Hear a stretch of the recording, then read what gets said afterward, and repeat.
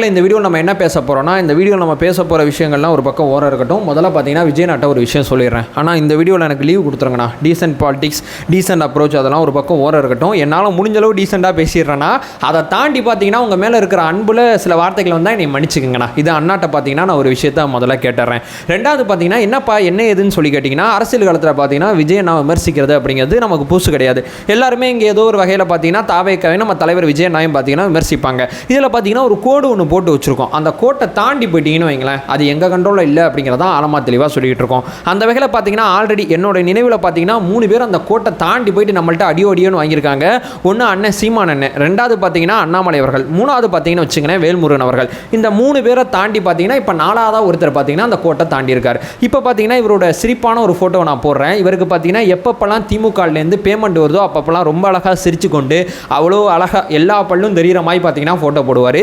இன்னைக்கு காலிலேருந்து பார்த்தீங்கன்னா இவரோட சிரிப்பு கொஞ்சம் கொஞ்சமாக சுருங்கிட்டே இருக்குது. என்ன காரணம்னு சொல்லி கேட்டிங்கன்னா, நம்ம பசங்க காதை பிடிச்சி திருகி விமர்சனத்துக்கும் வாய் பேசுறதுக்கு வித்தியாசம் தெரியுமா அப்படிங்கிற விஷயத்த ஆழமாக தெளிவாக கேட்டுக்கிட்டு இருக்காங்க. என்னப்பா ஆச்சு, என்ன ஏது, என்ன பேசினார், எல்லாத்த பற்றியும் தெளிவாளமாக பார்த்துடலாம் அப்படிங்கிறத தாண்டி வச்சு செஞ்சிடறான். அதுவும் பார்த்தீங்கன்னா காதை பிடிச்சி திருகி வச்சு செய்யணும் அப்படிங்கிறதான் இந்த வீடியோவில் நான் சொல்ல வர்றது. உற்சாக வணக்கங்கள், வாங்க பதிவுக்குள்ளே போகலாம். இப்போ முதல் விஷயம் மக்களே என்னப்பா ஆச்சு அப்படின்னு சொல்லி கேட்டிங்கன்னா, பெரியார் என்னும் நெருப்பு அப்படிங்கிற நிகழ்ச்சியை பார்த்தீங்கன்னா யூடியூப் ப்ரோட்டஸும் பார்த்தீங்கன்னா அந்த பேரலை அப்படிங்கிற அந்த யூடியூப் சேனல் நடத்துகிறாங்கல்ல, இவங்க 2 பேரும் சேர்ந்து இந்த நிகழ்வு நடத்துகிறாங்க. சரி பெரியார் சம்மந்தப்பட்ட நிகழ்ச்சி, பெரியாரை பற்றி பேசுவாங்க அப்படின்னு சொல்லி உள்ளே போய் பார்த்தா ஒன்று நாம் தமிழர் கட்சியை போட்டு அடிக்கிறாங்க. ஏன்னா அவங்க பெரியார் விமர்சித்தாங்க, அதனால் போட்டு அடிக்கிறாங்க. ஒரு லாஜிக்கலாக எத்திக்கலாக ஒரு காரணம் இருக்குது. ஓகே, இங்கே தேவையில்லாமல் பெரியாரை கொள்கை தலைவராக வச்சு அவருடைய அரசியலை தங்களுடைய அரசியலை செஞ்சு கொண்டிருக்கக்கூடிய தாவேக்காவை நோக்கி மிக கடுமையான விமர்சனத்தை பார்த்தீங்கன்னா மில்டன் அவர்கள் முன்வைக்கிறாங்க. அது விமர்சனம் கூட நான் சொல்ல மாட்டேன், தனிப்பட்ட தாக்குதல் அப்படிங்கிற விஷயத்தை முன்வைக்கிறார். அவர் முதல்ல ஒரு விஷயம் கேட்கிறார். நான் வந்து பெரியாரை பற்றி 1 மணி நேரம் நான் உட்காந்து பேசுவேன், அம்பேத்கர் அவர்களை பற்றி 1 மணி நேரம் நான் பேசுவேன். தாவேக்கா தலைவர் விஜயா இருக்கட்டும், அவர் ஆதரவு ஊடகங்களாக இருக்கட்டும், இல்லை அவர் சம்பந்தப்பட்ட பேச்சாளராக இருக்கட்டும், யார் வேணா வாங்க பெரியாரை பற்றி அம்பேத்கர் அவர்களை பற்றி 1 மணி நேரம் விவாதிப்போமா அப்படின்னு சொல்லி கேட்கிறாப்புல. இங்கே நிகழ்ச்சியோட தலைப்பே பெரியார் தான். பெரியாரை பற்றி அந்த உரையாடல் முழுக்க நீங்க கேட்டீங்கன்னா 23 நிமிஷத்தில் பெரியாரை பற்றி ஒரு வார்த்தை கூட அந்த மனுஷன் பேசியிருக்க மாட்டாப்ல. இங்கே நீங்க உரையாட வேண்டிய இடத்துல பெரியாரை பற்றி உரையாடல, தாவேக்காவை எங்க தலைவரையும் பற்றி விமர்சனம் சொல்ல மாட்டேன், தனிப்பட்ட தாக்குதலை நடத்துனீங்க. ஏன்னா பெரியார் அப்படிங்கிற தலைப்பை போட்டு நடத்தும் போது இன்னும் 10 பேருக்கு போய் சேரும் அப்படிங்கிறதுக்காண்டி நீங்க இந்த வேலையை பார்த்துருக்கீங்க. இங்க எங்க தலைவர் பார்த்தீங்கன்னா அரசியல் களத்துக்கு வந்த பிறகு எவ்வளவு பேர் இங்கே அரசியல் பார்க்க ஆரம்பிக்கிறாங்க, அரசியல் படிக்க ஆரம்பிச்சிருக்காங்க அப்படிங்கிறது ஊருக்கே தெரிஞ்ச உண்மை. எங்க தலைவர் உங்கள்கிட்ட பெரியாரை பற்றி பேசணுமா? எங்க தலைவர் வந்து உங்கள்கிட்ட பேசுகிற அளவு எங்க தலைவர் வந்து எப்படி சொல்றது, அவரோட கேட்டகரி வேற, உங்களோட கேட்டகரி வேற. ஏன்னா அவர் நீங்க நினைக்கிறதோட பெரிய பெரிய தலைவரை லெஃப்ட் ஹேண்ட்ல தான் டீல் பண்ணிக்கிட்டு இருக்காரு. ஏன்னா அவரோட ஃபோக்கஸ் பார்த்தீங்கன்னா மோடி ஸ்டாலின் 2 பேரை நோக்கி மட்டும்தான் இருக்கு. ரொம்ப தெளிவாக தன்னுடைய காயை நகர்த்திக்கிட்டு இருக்காரு. முதல்ல எங்கள்கிட்ட பெரியாரை பற்றி பேசுங்க, நாங்கள் பெரியாரை பற்றி பேசுங்க அப்படின்னு சொல்றதுக்கு முன்னாடி பார்த்தீங்கன்னா பெரியார் சார்ந்த ஏராளமான புத்தகங்களை படித்து நாங்கள் ஸ்பேஸில் வாரந்தோறும் பேசிக்கிட்டு இருக்கோம். இதெல்லாம் உங்கள் கவனத்துக்கு முதல்ல வருதான்னு தெரியல. எங்கள்கிட்ட பெரியாரை பற்றி பேசுறதுக்கே முதல்ல உங்களுக்கு தர்க்க ரீதியான வாதம் கிடையாது. இப்போ நாளைக்கு கூட நீங்கள் வாங்க இடஒதுக்கீடை பற்றி நாங்கள் ஒரு உரையாடல் பேச போகிறோம். போன வாரம் எதை பற்றி பேசுகிறோம், பெண் ஏன் அடிமையானால் அப்படிங்கிற உரையாடல் பேசணும். அதற்கு முந்தின வாரம் என்ன பேசணும், பெரியார் அவர்கள் கடைசியா உரை, அவரோட உரை எப்படிப்பட்டதா இருந்துச்சு அப்படிங்கிறத பற்றி ஆழமா தெளிவா பேசணும். இந்த மாதிரி பெரியார் சார்ந்த பல்வேறு விதமான உரையாடல்களை தொடர்ச்சியா நாங்க உரையாடிக்கிட்டு இருக்கோம். எங்க தலைவர் எங்கள்கிட்ட அறிமுகப்படுத்தினதுனால, இந்த தலைவர் இந்த பாதையை காமிச்சதுனால லட்சக்கணக்கான இளைஞர்கள் அத்தனை பேருக்கும் அம்பேத்கர் பெரியார் அப்படிங்கிற இந்த 2 தலைவர்கள் ரொம்ப ஆழமா போய் சேர்ந்திருக்காங்க. இங்க காமராஜர் அப்படிங்கிற அந்த பர்னிச்சரை உடைக்கிறதுக்கு நீங்க நிறைய முயற்சி பண்ணீங்க. தடுத்தது முழுக்க முழுக்க தாவேக்காவோட தொண்டர்கள் தான். முழுக்க நின்று அவங்க தரப்புல இருந்து பல்வேறு விதமான வாதங்களை வச்சு எதை விமர்சிக்கணும் எதை விமர்சிக்க கூடாது உங்களுக்கு இப்பதான் சமீபத்தில் பாடம் எடுத்து அனுப்பிச்சு விட்டுருக்காங்க. இங்கே இவர் பெரியார் அப்படிங்கிற தலைப்பை போட்டு பெரியாரை பற்றி பேசவே மாட்டாரா? ஏன்னா இவர்கிட்ட பேசுறது ஒன்றுமே கிடையாது. ஆனால் எங்கள் தலைவர் பார்த்தீங்கன்னா இவர்கிட்ட உட்காந்து பெரியாரை பற்றி பேசணுமா? நல்லா இருக்கியா உங்கள் லாஜிக்கு அப்படிங்கிறதா எங்கள் பாயிண்டாக இருக்குது. அதாவது எங்கள்கிட்ட முதல்ல பெரியாரை பற்றி பேசுறதுக்கு உங்கள்கிட்ட விஷயம் இருக்கான்னு பாருங்க. அப்படி விஷயம் இருந்துச்சுன்னா நாளைக்கு நாங்கள் ஸ்பேஸ் நடத்துகிறோம்.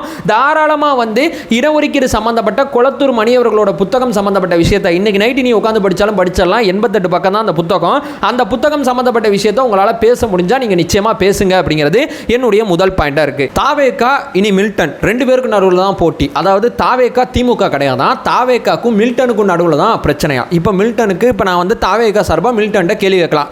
எந்த கேள்வி கேட்டாலும் மில்டன் அவர்கள் பதில் சொல்லிடுவார். நான் ஒரு 10 கேள்வி கேட்குறேன், முடிஞ்சா மில்டன் அவர்கள், அதாவது உங்களுக்கு ஆல்ரெடி 2-3 ரிப்ளை வீடியோ போட்டு சோர் அடைஞ்சு போச்சு. ஏன்னா புல்லா பரப்புறது முழுக்க அவதூறு.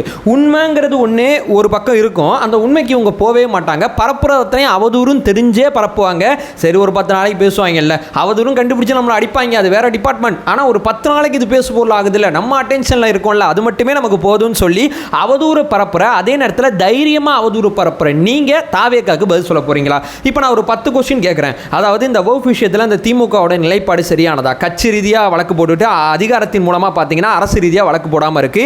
இதை பற்றி உங்கள் புரிதல் என்ன? மொதல் பாயிண்ட், இதுக்கு எதுவும் பதில் இருக்கா? இந்த பரந்தூர் விஷயத்தில் பார்த்தீங்கன்னா ஆட்சிக்கு முன்னாடி பார்த்தீங்கன்னா பூலக நண்பர்களோட நல்லா தொடர்ச்சியாக சுற்றிக்கிட்டு இயற்கை வளம் சார்ந்த விஷயத்தெல்லாம் அனுமதி கொடுக்கக்கூடாதுன்னு சொல்லி பெருசாக பேசின ஸ்டாலின் அவர்கள் அதிகாரத்துக்கு வந்த பிறகு இந்த பரந்தூர் விஷயத்தில் நடந்து கொள்கிற முறை சரியானதா அப்படிங்கிறது என்னுடைய 2வது விஷயமா இருக்கு. இப்போ 3வது பார்த்தீங்கன்னா இந்த அஜித்குமார் அவர்கள் சம்பந்தப்பட்ட விஷயத்தில் இந்த மாதிரி கொலையெல்லாம் நடக்குது சகஜம்பா அப்படின்னு சொல்றாங்க. சாத்தான் கொலை சம்பந்தப்பட்ட விஷயத்தில் மிகப்பெரிய லெவலில் அரசியல் பண்ணாங்க, மிகப்பெரிய லெவலில் அரசியல் பேசுனாங்க. இங்கே 24 கொலை நடந்திருக்கு. இந்த 24 கொலையில் ஏதோ ஒரு கொலைக்கு மட்டுமாவது போய் சம்பந்தப்பட்ட நபர்கிட்ட போய் பேசுங்க, அவங்களுக்கு தேவைப்படுற நிவாரணத்தை கொடுங்கன்னு நாங்கள் சொல்கிறோம். இந்த கொஸ்டினுக்கு பார்த்தீங்கன்னா இவங்களால் பதில் சொல்ல முடியல. இந்த போராட்டத்துக்கு பார்த்தீங்கன்னா பதில் சொல்ல முடியல. போராட்டத்தை திசை திருப்புற உரையாடலை மட்டும்தான் மில்டன் அவர்கள் மேற்கொண்டுகிட்டு இருக்காங்க. இதுக்கு எதுவும் தர்க்க ரீதியான பதில் இருக்கா? முதலமைச்சரோட செயல்பாடு இப்படி இருக்கு, இதை ஏதாவது கொஸ்டின் பண்ண முடியுமா? இங்கே டிஎன்பிசி அப்படிங்கிற இடத்துல பார்த்தீங்கன்னா அவ்வளவு பேர் இந்த எக்ஸாம் எழுதி அவ்வளவு கஷ்டப்பட்டுக்கிட்டு இருக்காங்க. சிலபஸ் அவுட் ஆஃப் சிலபஸில் கொஸ்டின் கேட்டிருக்காங்க அப்படின்னு சொல்லி கஷ்டப்பட்டு இருக்காங்க. இதை பற்றி மில்டன் அவர்களுக்கு ஏதாவது புரிதல் இருக்கா? முதல்ல நிச்சயமாக அவருக்கு எதுவுமே கிடையாது. புரிதல் இருந்தால் கண்டிப்பாக பேசியிருப்பாரு.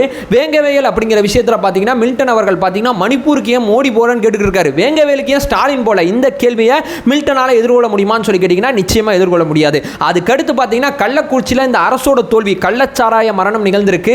இப்போ வரைக்கும் இந்த மரணத்துக்கான தீர்வு கண்டறியப்பட்டுச்சா? இந்த மரணத்தில் காத்திருப்பு பட்டியலில் வைக்கக்கூடிய அந்த அரசு அதிகாரிகள் அத்தனை பேருக்கும் அந்த போலீஸ்காரங்க அத்தனை பேருக்கும் பார்த்தீங்கன்னா மறுபடியும் பணி கொடுக்கப்பட்டிருக்கு. இந்த அஜித்குமார் அவர்கள் சம்பந்தப்பட்ட விஷயத்தில் அந்த எஸ்பி ஒருத்தர காத்திருப்பு பட்டியலில் போட்டாங்களா? இப்போ அவர் வேற ஏரியாவில் வேலை பார்த்துக்கிட்டு இருக்கார். ஸோ இந்த மாதிரி பார்த்தீங்கன்னா அந்த அரசுக்கு எதிராக நாங்கள் வைக்கிற கேள்விகளை எதுக்காவது பதில் இருக்கா? சாத்தான்குள வழக்கு பார்த்தீங்கன்னா சிபிஐ விசாரிச்சுக்கிட்டு இருக்கு, இப்போ வரைக்கும் விசாரிச்சுக்கிட்டு இருக்கு. தூத்துக்குடி சம்பந்தப்பட்ட விஷயத்தில் பார்த்தீங்கன்னா அந்த அதிகாரிகள் யார் யார் தப்பு பண்ணாங்களோ அது சம்பந்தப்பட்ட கமிட்டி தன்னுடைய ரிப்போர்ட்டை பதிவு செஞ்ச பிறகும் இந்த தூத்துக்குடி சம்பந்தப்பட்ட விஷயத்தில் மிக தீவிரமாக அரசியல் பேசுனீங்களே, இப்போ வரைக்கும் அவங்க மேலே ஏன் நடவடிக்கை எடுக்கல? இந்த மாதிரி நான் உட்காந்து கேள்வி கேட்டுக்கிட்டே இருந்தால் உன்னால் பதில் சொல்ல முடியுமா? தாவேகா விசஸ் மில்டன் ஒரு நரேட்டிவை செட் பண்ணுறியே, முதல்ல இது அறம் சார்ந்ததா? இந்த மாதிரி நரேட்டிவ் செட் பண்ணுறதுக்கு முன்னாடி நமக்கு அந்த தகுதி இருக்கா? உள்ள எதுவும் குத்தவே குத்தாதா மில்டன்? என்னோட கேள்வி தான், உள்ள குத்தவே குத்தாதா அப்படிங்கிறதா ஆழமாக தெளிவாக கேட்குறேன். இப்படி நம்ம ஒரு பக்கம் அவதூறு ஆபாசம் பரப்பிக்கிட்டு இருக்கோம், இந்த பசங்க தர்க்க ரீதியாக அரசாங்கத்தை நோக்கி நிர்வாகத்தை நோக்கி ரொம்ப தெளிவாக கேள்வி கேட்டுட்டு இருக்காங்க. இந்த பசங்களோட நம்ம உரையாடுற அளவு நம்ம தகுதி பெற்றோமா அப்படிங்கிற ஒரு எண்ண ஓட்டம் முதல்ல உங்கள் மனசுக்குள்ளே வரணுமா வரக்கூடாதா? நிச்சயமாக உங்களுக்கு வராது. வராதனால தான் அப்பட்டமாக பார்த்தீங்கன்னா இப்படி ஒரு நரேட்டிவ்க்குள்ளே தன்னை வச்சுக்கணும், தன்னுடைய அட்டென்ஷன் சீக்கிரம் தான் உள்ளே இருக்கணும், அப்போ தான் பேமெண்ட் இன்னும் கொஞ்சம் அதிகமாக வாங்கலாம். இப்போ நம்ம உதயநிதி ஐயாட்ட போயிட்டு ஸ்டாலின் ஐயாட்ட போயிட்டு தாவேக்காவை கதற விட்டுக்கிட்டு இருக்கேன்னா அவங்க 2 பேரும் நம்பிடுவாங்க, பாவம் நம்பி போட்டு பணத்தை கொடுப்பாங்க. அந்த பணத்தை வச்சுக்கிட்டு ஏதாவது ஒரு வேலை பார்க்கலாம் அப்படிங்கிறத நம்பிக்கிட்டு இருக்கீங்க. நீங்கள் தாவேக்காவை நோக்கி வைக்கிற அவதூறில் தாவேக்காவோட புகழுக்கும் தாவேக்காவோட செல்வாக்குக்கும் 1% கூட குறையலை. ஏன்னா தர்க்க ரீதியாக உங்களால் எந்த விஷயத்துக்கும் பதில் சொல்ல முடியாது அப்படிங்கிறது என்னுடைய 2வது விஷயமா இருக்கு. இப்போ 3வது ஒரு விஷயம் சொல்றாரு. லயோலா காலேஜில் பார்த்தீங்கன்னா விஜய் அண்ணா சேர்ந்தது பார்த்தீங்கன்னா மிகப்பெரிய பாலிடிக்ஸ் மூலமாக தான் சேர முடியுமா, பயங்கரமான செல்வாக்கு இருந்தால் மட்டும்தான் சேர முடியுமா, அரசியல் லாபியில் நிறைய பேர் தெரிஞ்சால் மட்டும்தான் சேர முடியுமா? எப்போ 30 வருஷம் முன்னாடி விஜய் அண்ணா லயோலா காலேஜில் சேர்ந்ததை பற்றி இப்போ உட்காந்து மில்டன் பேசுகிறார். சரி ஓகே, லயோலா காலேஜில் விஜய் அண்ணா சேரணும்னா அவ்வளோ செல்வாக்கு இருக்குது, செல்வாக்கு இருந்தால் தான் சேர முடியும். நீங்கள் சொல்கிற பாயிண்ட்டை ஒரு வகையில் அக்ரி பண்ணிக்கலாம். இங்கே மிகப்பெரிய சாமியார் அத்தனை பேரையும் பார்த்தீங்கன்னா விஜய் அண்ணாவோட அப்பா சந்திச்சதுனால தான் இவருக்கு பார்த்தீங்கன்னா லயோலா காலேஜில் பார்த்தீங்கன்னா சீட்டு கிடச்சிச்சான். இப்போ உதயநிதி ஸ்டாலின் அவர்கள் எங்கே படித்தாங்க? நீங்களே வட்ட கேளுங்க. இப்போ விஜய் அண்ணா பார்த்தீங்கன்னா இவ்வளோ தூரம் கஷ்டப்பட்டு அந்த காலேஜில் படித்தார், படிச்சு போட்டு பார்த்தீங்கன்னா ஒழுங்காக அந்த சீட்டை வேஸ்ட் பண்ணிட்டாராம், ஒழுங்காக படிக்கலையாம், வெளியே வந்துட்டாராம். அது அவரோட விருப்பம் பாஸ். இப்போ உதாரணத்துக்கு பார்த்தீங்கன்னா நீங்கள் ஏதோ படிச்சிருப்பீங்கன்னு நினைக்கிறேன், எனக்கு தெரிஞ்சு ஏதோ ஒன்று படிச்சிருப்பீங்க, வாய்ப்பு கம்மி தான், சரி நம்புவோம், ஏதோ ஒன்று படிச்சிருப்பீங்க.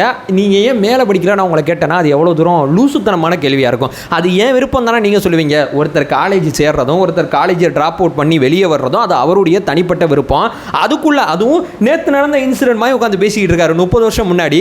இவர் பார்த்தீங்கன்னா லயோலா காலேஜில் விஜய் அண்ணா சேர்ந்தது மட்டும்தான் மிகப்பெரிய பாலிடிக்ஸ். ஆனால் உதயண்ணா பார்த்தீங்கன்னா லயோலா காலேஜில் சேர்ந்தது பாலிடிக்ஸ் கிடையாதா? இங்கே உதயண்ணா போய் எங்கெங்கெல்லாம் போய் கஷ்டப்பட்டு அந்த காலேஜில் சேர்ந்தாரோ அதே நேரத்தில் பார்த்தீங்கன்னா உதயண்ணாவோட அப்பா இருக்கார்ல நம்ம முதலமைச்சர். அவர் எப்படிலாம் கஷ்டப்பட்டு லாபி பண்ணாரோ, அவர் லாபி பண்ணா கரெக்ட், இங்க இவர் லாபி பண்ணா தப்பா? அவங்களுடைய பையனுக்கு அவங்க வந்து சீட்டு வாங்கி கொடுக்குறாங்க, அதுவும் 30 வருஷம் முன்னாடி இருக்கதை அதை எடுத்து வந்து இப்போ உட்காந்து பேசிக்கிட்டு இருக்க. ஏதாவது மண்டையில மூளை இருக்கானே நமக்கு தெரியல. அதாவது இந்த லயோலா காலேஜில் எப்படித்தான் இழுக்கிறாங்க, இதெல்லாம் பார்க்குறவன் எப்படியா நம்புவான் அந்த விஷயத்தில்? சத்தியமாக உன் கட்சிக்காரனே எதுக்கு நம்ம மில்டன் இதை பற்றி பேசிக்கிட்டு இருக்கான் ஒன்றும் புரியலையே அப்படின்னு தான் உங்கள் கட்சிக்காரங்களே கீழே கமெண்டில் பேசிக்கிட்டு இருக்காங்க. நான் சொல்கிறது 2ஆம் பட்சம், உங்கள் கட்சிக்காரங்களே பேசிகிட்டு இருக்காங்க. மில்டன் அவர்களே ஏதாவது பேசணும். அதாவது தாவேக்க எதிர்ப்பில் இருந்தீங்கன்னா பிரச்சனை கிடையாது, உங்கள்கிட்ட விஜய் எதிர்ப்பு இருக்குது. விஜய் எதிர்ப்பு இருக்கிறதுனால தான் இவ்வளவு தீவிரமாக இவ்வளவு கொச்சையாக நீங்கள் பேசிகிட்டு இருக்கீங்க அப்படிங்கிறது தான் என்னுடைய 3வது விஷயமா இருக்குது. இங்கே 4வது மிக முக்கியமான விஷயத்த சொல்கிறாரு. விஜய் நான் பார்த்தீங்கன்னா சினிமாவில் ஒரு படம்லாம் சரியாக ஓடலையா, சினிமாவில் வந்து மவுசு வந்து கம்மி ஆயிடுச்சான், சினிமாவில் இப்போ ஒரு சம்பாதிச்ச பணத்தை காப்பாற்றிக்கிறதுக்காண்டி தான் அரசியலுக்கு வந்திருக்காரான். மில்டனே, இதை போய் உங்கள் வீட்டில் இருக்கக்கூடிய சகோதரர்கள் அல்லது அண்ணன்மார்கள் இல்லை உங்கள் அப்பா உங்கள் அம்மா யார்ட்டையா சொல்லுங்களேன். யாராவது நம்புவாங்களா? இல்லை உங்கள் மனசாட்சியை பேசி முடித்த பிறகு நம்ம பேசுகிறது உண்மையாடா அப்படின்னு சொல்லி கேளுங்களேன். நிச்சயமாக நம்ப மாட்டாங்க. இங்கே வந்து விஜயண்ணாக்கு வந்து ரெய்டு விட்டாங்களாம். அந்த ரெய்டுக்கு பயந்து தான் விஜயண்ணா அரசியலுக்கு வந்தாராம். பிஜேபி பின்னாடி தான் விஜயண்ணா இருக்காராம். மிக தீவிரமாக அவர் சொல்கிறார். ரெய்டு விட்டதே விஜயண்ணா பார்த்தீங்கன்னா பிஜேபிக்கு எதிராக பேசுகிறாரு. நடிகராக இருக்கும்போதே பிஜேபி அரசாங்கத்தை எதிர்த்து பேசினார், ஜிஎஸ்டி பற்றி பேசினார். அது மட்டும் இல்லாமல் அரசாங்கத்தோட தோல்விகளை அப்பட்டமாக வெளிப்படுத்தினார். நீட்டு விஷயத்தில் போய் சம்மந்தப்பட்டவங்களை சந்திக்கிறாரு. துப்பாக்கி சூடு சம்பவம் நடக்கும்போது சம்மந்தப்பட்டவங்களை போய் சந்திக்கிறாரு. அது மட்டும் இல்லாமல் ஜல்லிக்கட்டு போராட்டத்தில் கலந்துக்கிட்டாரு. நடிகரை தாண்டி இவருக்கு சமூக அக்கறை இருக்குது. இந்த சமூக அக்கறை நாளைக்கு நமக்கு பஞ்சாயத்து ஆகலாம். இந்த சமூக அக்கறை இருக்கிற ஒருத்தரை பார்த்தீங்கன்னா அந்த சமயத்தில் சிறுபான்மை அப்படிங்கிற ஒரே காரணத்துக்காண்டி இவரை தாக்குதல்லாம் நடத்துகிறாங்க. மில்டன் அவர்களை ஞாபகம் இருக்கா? அதனால தான் இவர் மேலே ரெய்டு விட்டு பயமுறுத்த முயற்சி பண்ணாங்க. அந்த ரெய்டையும் பார்த்தீங்கன்னா எங்கள் அண்ணன் எதிர்கொண்டு நீதிமன்றத்தில் பார்த்தீங்கன்னா ஆரம்ப கட்ட காலத்தில் இந்த வழக்கை முடிச்சு விட்டு வெளியே வந்தார். ரெய்டு விஷயத்தை பார்த்தீங்கன்னா முடிச்சு விட்டார். ஆனால் நீங்கள் இந்த இடி ரெய்டை எப்படி முடிச்சு விட்டீங்க? இந்த இடி ரெய்டு சம்மந்தப்பட்ட விஷயத்தில் மில்டன் அவர்களே நான் மறுபடியும் சொல்கிறேன், எங்கிட்ட ஆல்ரெடி ஒரு வீடியோ ஃபுட்டேஜ் இருக்குது, ஆதாரம் இல்லாமல் பேசலை. நீங்கள் டெல்லியில் போயிட்டு முதலமைச்சர் மு.க. ஸ்டாலின் பார்த்தீங்கன்னா டெல்லியில் இருக்கக்கூடியவங்களை சந்திக்கிறதுக்கு முன்னாடி இந்த ரெய்டு எந்த மாதிரி போணுச்சு, அதற்கு பின்னாடி இந்த ரெய்டு எப்படி போணுச்சு அப்படின்னு சொல்லி 2க்கு நடுவில் விரிவான உரையாடல் நாங்கள் பண்ணியிருக்கோம். இந்த மாதிரி விஜயண்ணாவோட வழக்கு எடுத்து உங்களால் பேச முடியுமா? ஏன்னா அந்த வழக்கு ஒன்றுமே இல்லாத வழக்குங்கிறது உங்களுக்கு தெரியும். ஒரு பயமுறுத்தல் பாணியில் போடப்பட்ட வழக்கு தான் அந்த வழக்கு. அந்த வழக்கே எங்கள் அண்ணன் எதிர்கொண்டு வெளியே வந்துட்டாரு. அந்த வழக்கை எடுத்து இங்கே பேசிக்கிட்டுங்க. சரி, அதெல்லாம் ஒரு பக்கம் இருந்தாலும் இவருக்கு மார்க்கெட் இல்லைன்னு பேசுகிற பார்த்தியா? இங்கே சினிமா ஆக்டர் ஒன்றும் இல்லை, ரெட்ஜென்ட்லேயே போயிட்டு விஜயண்ணா வந்து கால் சீட்டு கொடுக்குறான்னு சொல்லி சும்மா சொல்லி பாருங்களேன். ரெட்ஜென்ட்ல எங்கன்னு கேட்டு உதயநிதி அவர்கள் அந்த டீம் பார்த்தீங்கன்னா ஓடுவாங்க. சினிமா துறையோட உச்சம்னு சொல்லி ஏன் இந்த வார்த்தையை சொல்கிறோம் தெரியுமா? மற்ற ஆக்டர் யாருக்குமே சொல்லாமல் இவருக்கு மட்டும் ஏன் சொல்கிறோம் தெரியுமா? ஏன்னா இவரை வச்சு ஒரு படம் எடுத்தீங்கன்னா அது லாஸே ஆகாது, ப்ராஃபிட்டபுளாக போகும். அதனால தான் சினிமா துறையோட உச்சம்னு சொல்லி இவரை சொல்கிறோம். இது கூட புரியாமல் சினிமா தயாரிப்பாளர்கள்ட்ட போய் விஜயண்ணாவோட படம் சரியாக ஓடலையாமே இப்படின்னு மட்டும் எதுவும் பேசிவிடாதீங்க. ஏன்னா சினிமா தயாரிப்பாளர்கள் பார்த்தீங்கன்னா ஆதாரத்தோட பதிலடி கொடுத்துருவாங்க. உங்கள் சொந்த மனச்சாட்சியே இந்த உண்மையை நம்பாது. இவர் இந்த செந்தில் வேறு எல்லாம் வாட்ஸ்அப் உரையாடல் போல் வாட்ஸ்அப் யூனிவர்சிட்டியில் இருக்கிறனால 4 படம் கடைசி 4 படம் ஒழுங்காக ஓடலைங்க. நீங்கள் தான் நம்பணும். எனக்கு தெரிஞ்சு நீங்களாம் வேற ஒரு உலகத்தில் இருந்துக்கிட்டு விஜயண்ணாவை எதிர்க்கிறீங்க. எதிர்க்க ஆயுதம் கிடைக்காம அவருடைய படம், அவருடைய தனிப்பட்ட வாழ்க்கை, அது மட்டும் இல்லாமல் அவருக்கு ஏன் அந்த அவர் சம்மந்தப்பட்ட விஷயத்தில் ஏன் ரைடு வந்துச்சு, எந்த விதமான கேள்வி எதுக்குமே பதில் கிடைக்காம பார்த்தீங்கன்னா என்ன பண்ணுறதுன்னு தெரியாமல் இந்த மாதிரி விமர்சனத்தை முன்வைக்கிறீங்க. இதை தாண்டி உங்களால் எங்கள் அண்ணனை விமர்சிக்க முடியாது. ஏன்னா எங்கள் அண்ணன் உங்களுடைய கொள்கையோட ஆணி வேற தொட்டார். இந்த சமூகத்துக்கான கொள்கையை ஆழமாக தொட்டிருக்காரு. மதச்சார்பற்ற சமூக நீதி கொள்கை அப்படின்னு சொல்லி ரொம்ப ஆழமாக வரும்போது பார்த்தீங்கன்னா அவரை கொள்கை ரீதியாக உங்களால் எதிர்க்க முடியல. அரசாங்கத்தை நோக்கி அவர் கேள்வி கேட்கும் போது அவர் கேள்விகளுக்கு உங்களால் பதில் சொல்ல முடியல. அதனால பின்வாசல் வழியாக எங்கள் அண்ணனை இவ்வளோ தற்குறித்தனமாக உட்காந்து எதிர்த்துக்கிட்டு இருக்கீங்க. மில்டன் வலை உங்களுக்கு என்ன வயசு, எங்கள் அண்ணனுக்கு என்ன வயசு? வாழ்க்கையில் அப்படி என்னத்தை நீங்கள் பெருசாக சாய்ச்சி கிழிச்சிட்டீங்க? அந்த மனுஷன் பார்த்தீங்கன்னா எவ்வளோ பெரிய உச்சத்தை தொட்டுட்டு அந்த உச்சத்துலேருந்து பார்த்தீங்கன்னா வெளியே வந்து அது மட்டும் இல்லாமல் சேவை மனப்பான்மையோட அரசியல் அணுகிட்டு இருக்காரு. அவரை பற்றி பேசுறதுக்கு உங்களுக்கு தர்க்க ரீதியாக என்ன தகுதி இருக்குது? இதோட நிப்பாட்டிங்க மில்டன். உரிமையில பேசாதீங்க. நீங்கள் அரசியல் ரீதியாக விமர்சனம் முன்வைங்க, நிர்வாக ரீதியாக எங்கள் அண்ணனோட தவறை சுற்றி காட்டுங்க, எங்கள் அண்ணன் சொல்கிற நிரந்தர தீர்வுகளை கொஸ்டின் பண்ணுங்க. நான் வேணான்னு சொல்ல மாட்டேன். அதை தாண்டி பார்த்தீங்கன்னா உரிமையில இந்த மாதிரி தற்குறித்தனமாக பேசுகிறத இதோட ஸ்டாப் பண்ணிங்க அப்படிங்கிற ஒரு விஷயத்தை சொல்லிட்டு இந்த வீடியோ நான் என் பண்ணிக்கிறேன். நம்ம சேனலை ஃபர்தராக ஃபாலோ பண்ணிங்கன்னா பொலிட்டிக்கல் சார்ந்து மிக முக்கியமாக பல்வேறு விதமான விஷயத்தை நம்ம பேசிகிட்டு இருக்கோம். நம்மளோட ஒரே நோக்கம் அறியாமை அகற்ற வேண்டும், அறியாமை அகற்றப்பட வேண்டும். Thank you so much.